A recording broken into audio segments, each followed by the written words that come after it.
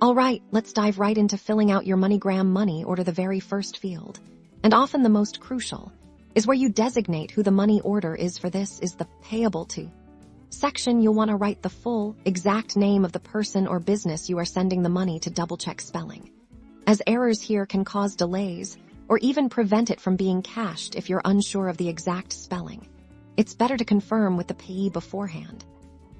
Next is your information as the sender. This usually includes your full name, your street address, city, state, and zip code. Some forms may also request your phone number. Accurately filling this out is important for both the payee's records, and if, for any reason, the money order needs to be traced or returned, make sure your handwriting is clear and legible. Now, let's tackle the amount. You'll typically find two places to write this one for the numerical amount, and another for the amount written out in words. Be precise.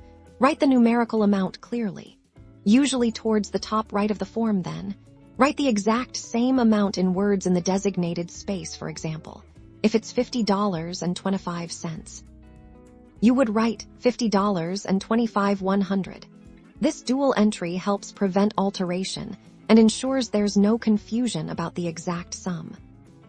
Finally, we come to the signature. This is your confirmation that you've authorized the payment. Sign your name clearly on the designated signature line, which is usually at the bottom of the form. It's important that this signature matches the one you typically use for identification if you were to present it for cashing yourself.